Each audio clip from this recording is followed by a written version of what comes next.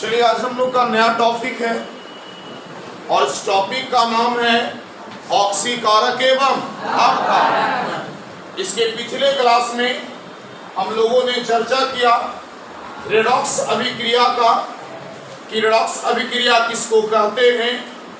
तो हमने कहा कि वैसी रासायनिक अभिक्रिया जिसमें ऑक्सीकरण और अपकरण दोनों साथ साथ होता है उसे ही क्या कहते हैं। फिर हमने कहा कि रेडॉक्स अभिक्रिया कितने प्रकार के, पहला कौन है, दूसरा पढ़ाए थे, परिभाषा लिखवाया गया। फिर हमने ऑक्सीकरण का परिभाषा लिखवाया। ऑक्सीकरण के परिभाषा में कहा कि इसमें ऑक्सीजन का संयोग होगा और हाइड्रोजन का उसी को क्या कहते हैं, ऑक्सीकरण। क्या बोले थे, ऑक्सीकरण। और जिसमें हाइड्रोजन का संयोग और ऑक्सीजन का उसे क्या कहते हैं, क्या कहते थे, लिखवाए थे। तो इस चीज की हमें जानकारी हो गई। अब बचा हमारे लिए ऑक्सीकारक और यही ना। ऐसा एक परिभाषा जो लिखवा रहे थे हम ऑक्सीकरण और अपकरण का, तो हमने एक वर्ड बोला था कि जो इलेक्ट्रॉन का लॉस करेगा, जो इलेक्ट्रॉन त्यागेगा उसे क्या कहेंगे, ऑक्सीकरण। याद है। और जो इलेक्ट्रॉन को ग्रहण करेगा वो अपकरण। परिभाषा लिखवाया ना। चलिए बहुत अच्छी। अब सवाल है ऑक्सीकारक का। कहता है कि ऑक्सीकारक वैसा कोई भी पदार्थ हो सकता है जिसमें इलेक्ट्रॉन ग्रहण करने की क्षमता हो। ग्रहण करने की क्रिया अवकरण है। ध्यान देना, उल्टा होता है प्रोसेस। हमने कहा इलेक्ट्रॉन ग्रहण करने की प्रक्रिया अवकरण, लेकिन हम अब कह रहे हैं कि जो भी पदार्थ, इस अर्थ का, इस दुनिया का जो भी पदार्थ अगर इलेक्ट्रॉन ग्रहण करेगा तो वह ऑक्सीकारक कहलाएगा। इलेक्ट्रॉन लेने वाला, इलेक्ट्रॉन लेने वाला, इसका मतलब हुआ कि जो अपने आप को बढ़ावेगा और दूसरा को घटाएगा। अपने आप को बढ़ा दूसरे को घटाएगा। सपोज कीजिए मेरे पास अभी 10 रुपया है और ये बेचारी जो आगे लड़की है ये रोकने लगी कि हमको मलाई बर्फ खाना है, हमको 2 रुपया दीजिए, चूड़ा वाला खाएंगे। अब हमने 2 रुपया दिया, तो जब 2 रुपया अगर हमसे ले ली चूड़ा वाला आइसक्रीम खाने के लिए, तो हमारे पास 10 रुपया था, अब कर बचा, माने हम घट गए। इसका अर्थ ये भी हुआ कि इसने हमारा 2 रुपया घटा दिया और इसको क्या हुआ, इसने 2 रुपया लिया, तो लिया 2 रुपया बढ़ा नहीं इसके पास ही, पहले 0 पर थी, अब कितने रुपया बढ़ा गई। मतलब जो दूसरे से इलेक्ट्रॉन लेने की क्षमता रखता है वही है ऑक्सीकारक। क्या नाम उसका, ऑक्सीकारक। लेकिन हमने आपको पढ़ाया था 8 में पढ़े आप, 9 में पढ़े आप, अब तो 10 में आ गए। तो आपने 8 और 9 में पढ़ा था कि जो भी तत्व इलेक्ट्रॉन लेता है वह सब अधातु होता है। इलेक्ट्रॉन लेने वाला और इलेक्ट्रॉन देने वाला होता है। पढ़े ऐसा चीज। तो परिभाषा से प्रतीक हो रहा है, यह प्रतीत हो रहा है कि जितना भी ऑक्सीकारक होगा, जो भी ऑक्सीकारक, वो सब अधातु होगा। ऑक्सीकारक हमेशा क्या रहेगा, अधातु रहेगा। क्यों अधातु रहेगा, क्योंकि यह इलेक्ट्रॉन क्या कर रहा है, ले रहा है। इलेक्ट्रॉन ग्रहण कर रहा है और इलेक्ट्रॉन ग्रहण करने वाले पदार्थों को क्या कहते हैं हम लोग, क्या कहेंगे, ऑक्सीकारक। इलेक्ट्रॉन लेने वाले को ऑक्सीकारक। इलेक्ट्रॉन लेता कौन है, मैंने जितने भी अधातु हैं सब क्या है, ऑक्सीकारक। तो दिक्कत तुम सुन जाएगा जी। हाँ बेचारा हैवी टेंशन, इसका पूरा नींद नहीं खुला। देखो रात में शादी देखे गया था, कल हमने शादी में गए, डीजैया पर गरमा दम गंधा देता है, एक गनमा के पेरले है, लगा कि चाहे तो डीजे ला के मारे दुल्ला पड़ जाए, नाचे ला के मारे। लग रहा कि कितना बड़ा दम। अच्छा, अरे बेवकूफ, खुशी का मैंने डीजे शादी में बजा तो खुशी का ना माहौल है जी। अच्छा बाराती आए हो, बाराती में डांस करता है तो बारात दुल्हा लेके आता है और गम के गाना बजा के डांस कर रहा है। हम बोले कि दूल्हा वाला कौन गम के गाना बजा रहा है? अगर कोई शरारती गम के गाना बजा के डांस करे तो विचार करेगा, लोग सोचेगा कि भाई रो रहा है। लेकिन दूल्हा पक्ष वाला अगर बाराती आया हो और दूल्हा पक्ष के लोग गम के गाना बजा के डांस करे तो उसमें कोई माइंडे नहीं काम करता और एक ही गाना रिपीट पर मार ले। अब गाना मत पूछ रहा, नहीं बताएंगे।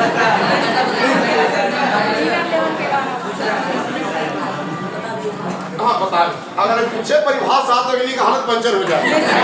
और अगर गन्ना का नाम बता दीजिए, लिख कर बता देंगे पहले। ऑक्सीकारक लिख के डैश ऑक्स हेडिंग पहले बना लिए ना, नहीं बनाया तो बना लीजिए। अब पिछवा गए हैं बाबू, ऑक्सीकारक लिख के डैश। देखिए वैसे पदार्थ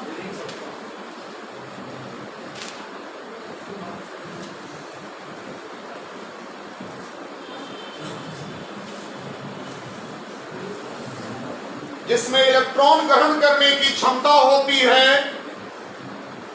जिसमें इलेक्ट्रॉन ग्रहण करने की क्षमता होती है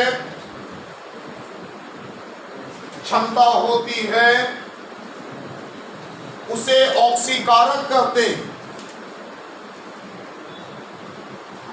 जिसमें इलेक्ट्रॉन ग्रहण करने की क्षमता होती है उसे ऑक्सीकारक कहते हैं,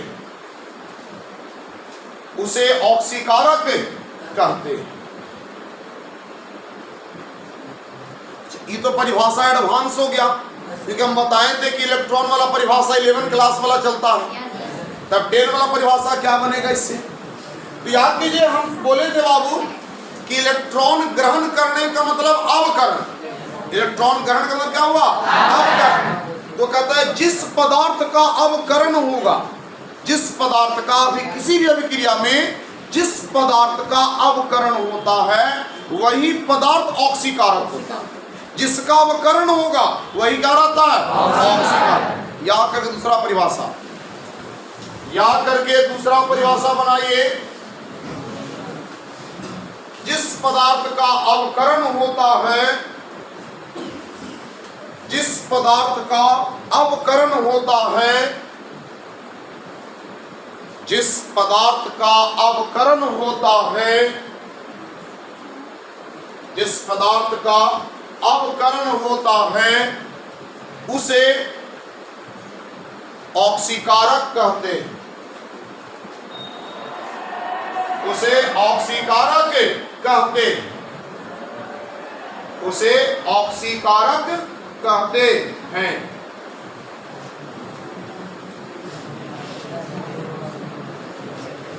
नीचे लिखेंगे स्टार बना के, सभी अधातु, सभी अधातु ऑक्सीकारक का कार्य करते हैं। सभी अधातु ऑक्सीकारक का कार्य करते हैं।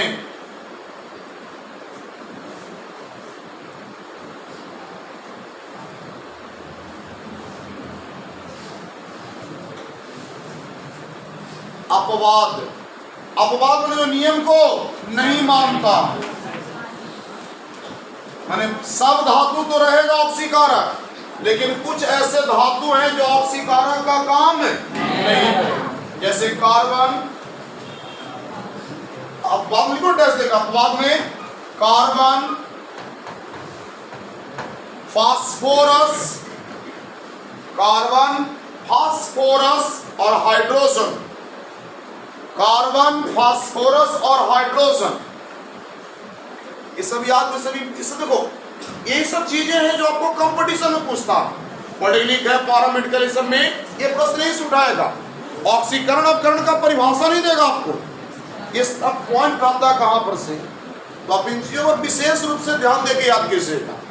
कार्बन हो गया, फास्फोरस हो गया और हाइड्रोजन, ये तीन को अपवाद है जो कभी भी अपवाद मतलब है जो कभी ऑक्सीकारक नहीं होता। अब देखिएगा कार्बन, अब देखिए कार्बन तो अधातु है और सर पढ़ाए हैं कि अधातु क्या होता है, ऑक्सीकारक। अब फटाक से रख दिए कंपटीशन में, हो गया गलती। तो ये कार्बन अपवाद में, फास्फोरस अपवाद में है और हाइड्रोजन भी क्या है, अपवाद में। ये तीन हमेशा क्या रहते हैं, अपवाद में, मतलब नियम को नहीं मानता। 22 को टोटल अधातु है, उसमें से 3 को हट गया तो बचा कितना, 18। आधा बेचारा को बका गया, आधा का मायने नहीं काम किया कि 18 सही बोले सर क्यों नहीं सही हुआ। तो बाकी जो बच गया 3 हटा करके उस सब अधातु क्या रहेगा हमेशा, ऑक्सीजन। कई बार आपको रिएक्शन दे देगा, क्या देगा, रिएक्शन। और रिएक्शन में क्या है कि इसमें कौन ऑक्सीकारक है और कौन अवकारक। तो पहले अवकारक का भी परिभाषा लिख लिया जाए, तब ना फिर दोनों रिएक्शन लेकर के एग्जांपल कर लिया जाएगा। चलिए अब लिखिए अवकारक, लिखिए डैश।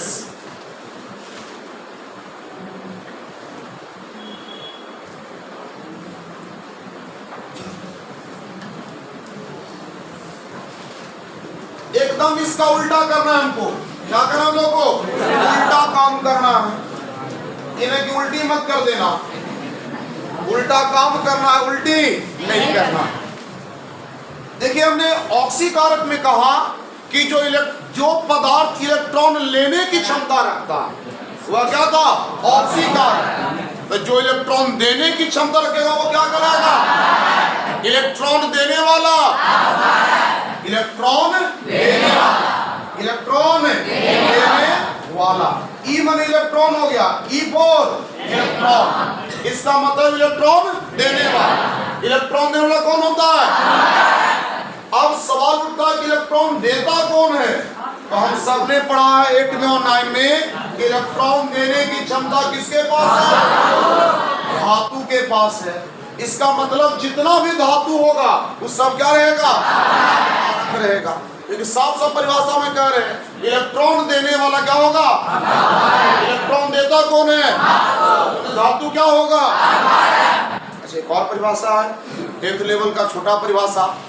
हमने कहा इसमें ऑक्सीकारक में, ऑक्सीकारक सेट में नहीं पढ़ाए कि जिसका अवकरण हुआ, जिसका क्या हुआ, वो क्या कहलाया, ऑक्सीकारक। एक पट्टी उल्टा कर देंगे, जिसका ऑक्सीकरण होगा, जिसका क्या होगा, ऑक्सीकरण, वो क्या कहलाएगा।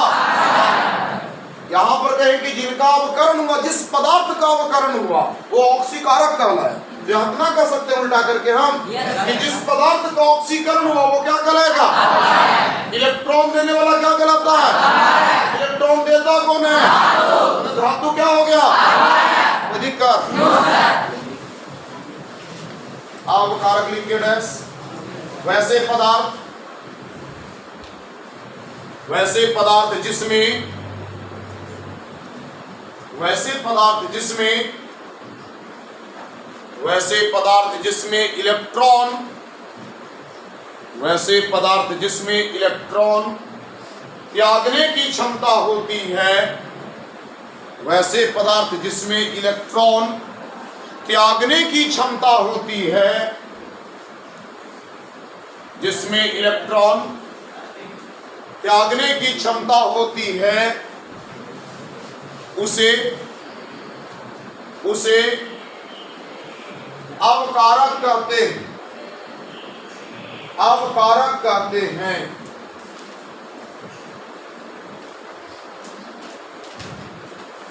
या करके लिखिए, या करके जिस पदार्थ का ऑक्सीकरण होता है, जिस पदार्थ का ऑक्सीकरण होता है, जिस पदार्थ का ऑक्सीकरण होता है वह अवकारक कहलाता है, वह अवकारक कहलाता है, वह अवकारक कहलाता है, अवकारक कहलाता है। नीचे लिखिए स्टार बना के, नीचे स्टार बना के लिखिएगा सभी धातु अवकारक का कार्य करता है। सभी धातु अवकारक का कार्य करता है।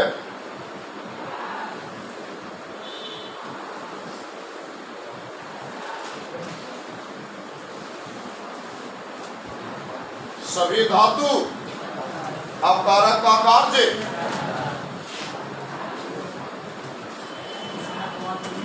कोई अपवाद इसका नहीं। जिसका अपवाद रहेगा हम स्वयं उसको बोलेंगे इसमें अपवाद होगा।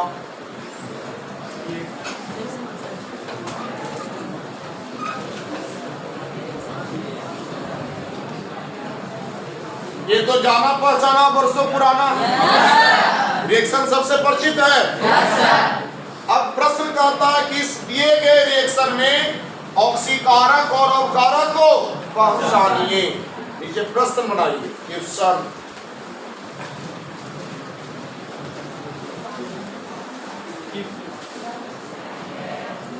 नीचे दिए गए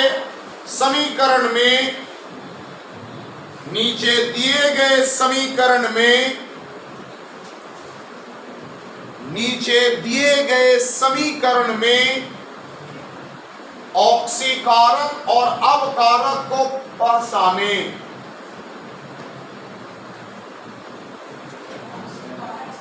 ऑक्सीकारक और अवकारक को पहचाने। ऑक्सीकारक और अवकारक को पहचाने। ऑक्सीकारक और अवकारक को देखो, ज्यादा माथा पेची नहीं करना, खाली याद रखना है कि जितना भी आ धातु होगा वो ऑक्सीकारक और जितना भी धातु होगा वो अवकारक। आ धातु वाला में 3 को अपवाद है, कार्बन है, फास्फोरस है और अब तनी घूम जाइए पीछे, पीछे घूमना, हम घूम गए। घूमे तो हमको प्रश्न में दिख रहा हुआ हाइड्रोजन दिख गया जी। और अभी हम पढ़ाएं थे कि हाइड्रोजन अपवाद है। हाइड्रोजन क्या है? मतलब ये कभी भी ऑक्सीकारक है, एक्सेप्शन है, बात नहीं मानेगा। तो जब ये ऑक्सीकारक नहीं तो क्या रहेगा? तो लिख सकते हैं अवकारक। क्या लिख दिए? और ऑक्सीजन धातु है कि अधातु? अधातु है ऑक्सीजन। कैसे? क्योंकि इसके 72 कक्षा में 6 इलेक्ट्रॉन है। हम लोग 9th क्लास से पढ़े थे इलेक्ट्रॉन निकालने के लिए परमाणु संरचना लेसन में, और बड़े भी हैं कि आपका ये अधातु है ऑक्सीजन। और अभी पढ़ाएंगे जितना भी अधातु होगा वो सब क्या रहेगा? ऑक्सीकारक। क्या रहेगा? ऑक्सीकारक। ये तो हमने सिर्फ ट्रिक से पहचान लिया कि अधातु सदैव ऑक्सीकारक होता है और धातु सदैव अवकारक। लेकिन अपवाद वाला हम दिया हुआ था हाइड्रोजन था, तो हाइड्रोजन का भी ऑक्सीकारक नहीं है, तो होगा क्या? अवकारक रहेगा। पहचान करके लिख। अब दूसरा कारण भी बता सकते हैं। इस रिएक्शन में आप देख रहे होंगे कि जो हाइड्रोजन है वह ऑक्सीजन को प्राप्त कर रहा है, ऑक्सीजन ले रहा है, अपने आप में जोड़ रहा है। जोड़ना मैंने लिया, क्या हो गया? इलेक्ट्रॉन किसी पदार्थ को एक्सेप्ट कर, पदार्थ को लिया है, मतलब ऑक्सीकृत हो गया। किसी ऑक्सीजन को जब भी कोई पदार्थ एक्सेप्ट करेगा, ऑक्सीजन लेगा तो वह कहलाता है ऑक्सीकृत होना। क्या कहलाता है वो? मतलब हाइड्रोजन ऑक्सीजन को लेके ऑक्सीकृत हुआ। उसका उल्टा बोलेंगे, में सब काम उल्टा हो रहा है। इतना दिमागे मत लगाओ, सीधे धातु से पकड़ दो, ऐसे कंफ्यूज कर जाओगे। सबसे सिंपल उपाय रखो।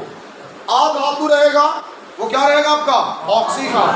धातु रहेगा वो आ धातु में क्या एक्सेप्शन है? कौन कौन? कार्बन, हाइड्रोजन और याद रहेगा। फिर टेंशन किस बात का? लिख लो सीधे रिएक्शन उतारो, नीचे रिएक्शन उतार लीजिए।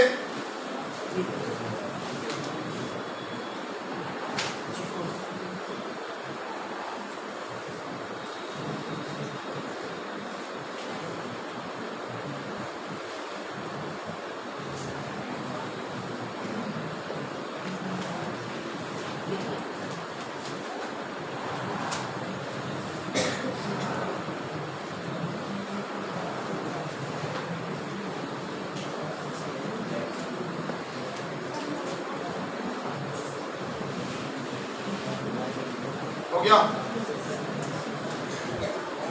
चलो दैनिक जीवन में ऑक्सीकरण अपकरण का महत्व, नया हेडिंग बनाएंगे। ऑक्सीकरण अपकरण में हमारे दैनिक जीवन में, हमारे दैनिक जीवन में बनाइए, हमारे दैनिक जीवन में ऑक्सीकरण और अपकरण का महत्व, हमारे दैनिक जीवन में ऑक्सीकरण और अपकरण का महत्व,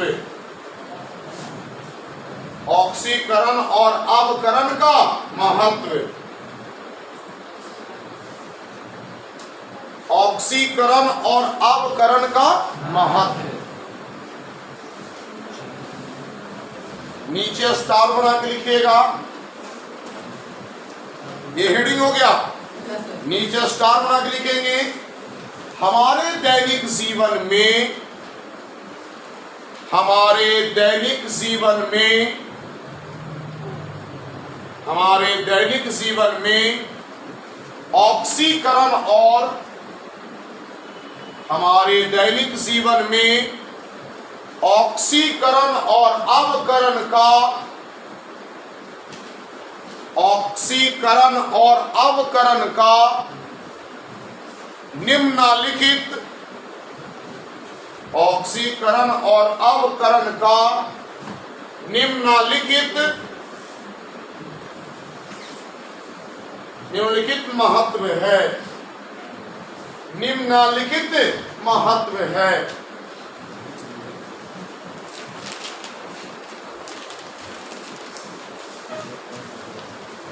समझेंगे? सबसे पहला पॉइंट कहता है बाबू, दहन की क्रिया, दहन की क्रिया। अब गौर कीजिए, दहन माने आग, देहाती भाषा में आग कहते हैं। क्या बिना ऑक्सीजन के, बिना हवा के कभी आग लग सकता है? नहीं। अगर कहीं पर लालटेन जल रहा हो और लालटेन चिमनी जल रहा हो, लालटेन वाला, तो देखिएगा लालटेन के नीचे का हिस्सा को खजाना कहते हैं। क्या कहते हैं? वो कोई राजा का खजाना नहीं है, लालटेन का खजाना है। और खजाना के नीचे देखिए, उसमें छेद रहता है 3-4 जगह पर। वो क्यों रहता है? ताकि हवा मिल सके। क्या मिल सके? अगर आप उस छेद को बंद कर दिया ना तो आपका लालटेन बुझ जाएगा। या आप गैस जलाते होंगे खाना बनाने के लिए, तो आप देखिए चूल्हा कैसे पलटिएगा तो वहां पर भी गैपिंग रहेगा, तब से इस तरह से गैस पर लीक कर जाएगा। लेकिन गैस लीक नहीं करता। वो एरिया है जहां से उसको जलने के लिए हवा मिलता है। हवा मिलने, बिना हवा के दहन क्रिया संभव ही नहीं, आग लग ही नहीं सकता है। अगर ऑक्सीजन जहां कम जाएगा वहां कभी आग नहीं लगेगा। अभी आगे पढ़ाएंगे हम कि दहन क्रिया की आवश्यक शर्त कौन कौन से, उसमें ऑक्सीजन का बात आएगा। लेकिन पहले से आप जान लीजिए कि बिना हवा के कभी भी आग नहीं लगेगा। तो दहन की क्रिया के लिए ऑक्सीकरण का होना बहुत ही जरूरी है, क्योंकि ऑक्सीकरण का मतलब ऑक्सीजन का संयोग। तो जब तक किसी पदार्थ से ऑक्सीजन जुटेगा नहीं तब तक वो पदार्थ कभी गलेगा ना, तो माने न सड़ता न गलता न जलता है, जो कर दीजिए। सब के लिए ऑक्सीजन चाहिए। जब तक ऑक्सीजन नहीं मिलेगा तब तक वह जलेगा नहीं। पॉइंट नंबर 1, दहन की क्रिया के लिए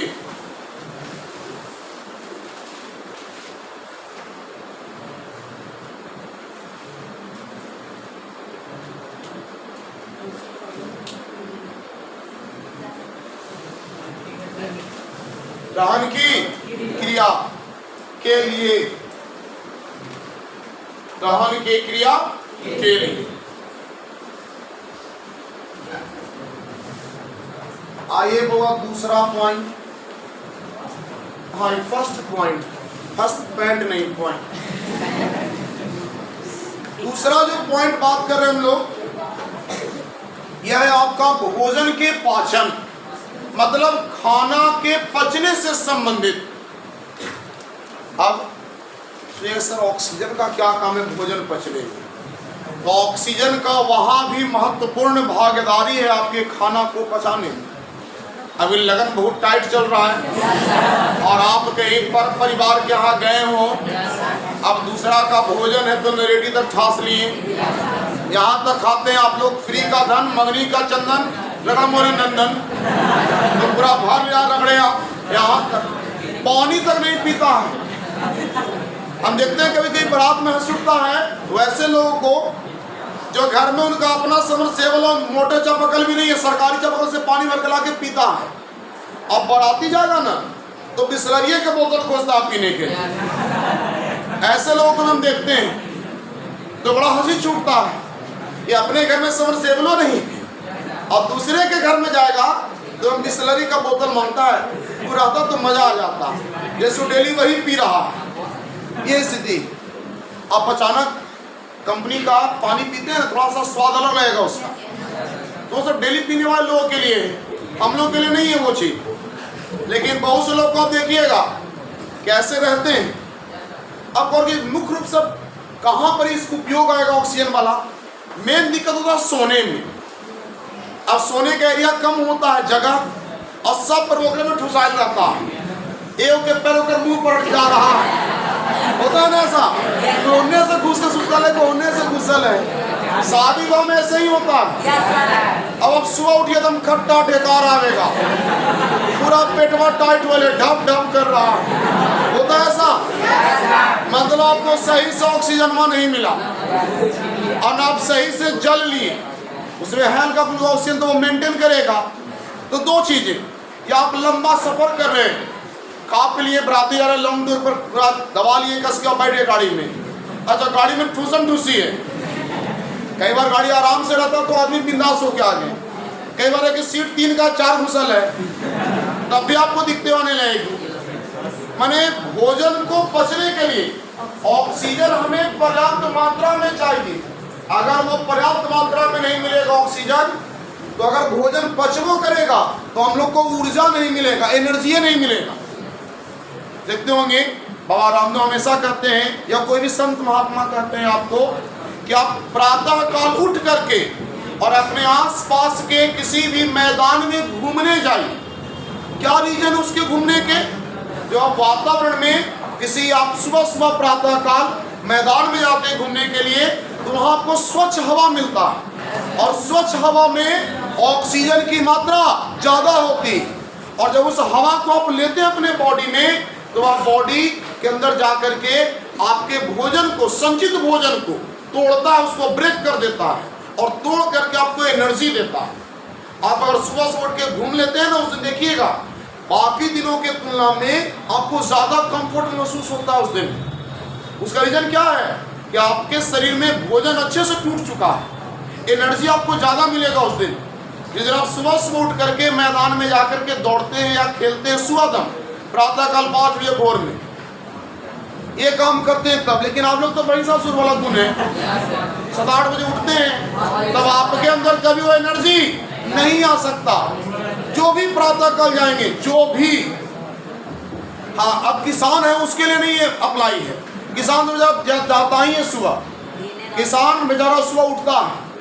इसलिए देखिए गाँव में, गाँव के ग्रामीण परिवेश के लोग कभी मॉर्निंग वॉक नहीं करते, उनका डेली मॉर्निंग वॉक होते रहता है। लेकिन शहरी परिवेश के लोग मॉर्निंग वॉक करते हैं। उसका रीजन क्या है, तो आप इस रूम में पैक हो जाते हैं, खिड़कियां नहीं होता है रूमों में, अक्सर शहर में ही है, तो आप अपने नाक के द्वारा छोड़ी गई हवा को ही बार बार रिपीट करके ले रहे हैं। मतलब आपको पूरा ताज़ा हवा नहीं मिल पा रहा। जब और गर्मी होगा ना तो आप कूलर वगैरह चलाइएगा तो आप देखिएगा पूरा देह चिपचिपाइत रहेगा आपका सुबह होने पर, और पूरा उमस भरा हुआ रहेगा। आपको लगेगा कि आपको गर्मी नहीं लग रहा है, लेकिन अगर बाहरी हवा लेकर कोई आदमी घुसेगा ना आपके रूम में तो उसको तो पूरा धाव मारेगा। आप ऑब्जर्व करिएगा, गर्मी के दिन में अपने रूम में आप रूम आराम से बंद रखिए जैसे रहता है, और बाहर से छत पर से घूम के आइए, अपने रूम में घुसिए तो आपको पूरा गर्मी लगेगा अंदर जाने। रीजन क्या है, रीजन है कि आपके उस रूम में CO2 की मात्रा बढ़ी हुई है, और CO2 गर्म गैस है और ऑक्सीजन ठंडी गैस है। तो ऑक्सीजन का मात्रा ज़्यादा होना चाहिए, वो आपके शरीर के लिए बड़ा लाभदायक है। आप गांव देहात देखिए, गांव के लोग पीपल के वृक्ष के नीचे बैठते हैं, ज्यादातर मीटिंग बैठती है। जो बैठकी लगता है गांव देहात में, कहाँ लगता है? पीपल के पेड़ के नीचे, क्योंकि पीपल एक ऐसा वृक्ष है जो 24 घंटा क्या देता है? ऑक्सीजन देता है भरपूर मात्रा में। इसलिए लोग उसके नीचे बैठना पसंद करते हैं ज्यादातर गांव में, क्योंकि उनको शुद्ध हवा प्राप्त हो सके। अर्थात ऑक्सीकरण की प्रक्रिया हमारे भोजन को पचाने में, हमारे शरीर को ऊर्जा देने में सहायक है। अगर ऑक्सीजन नहीं मिलेगा तो हमारे बॉडी को ऊर्जा नहीं मिलेगा। दूसरा पॉइंट, भोजन के पाचन में, भोजन के पाचन में, भोजन के पाचन में। आज के क्लास में कोई दिक्कत किसी को? कोई डाउट? बाकी हम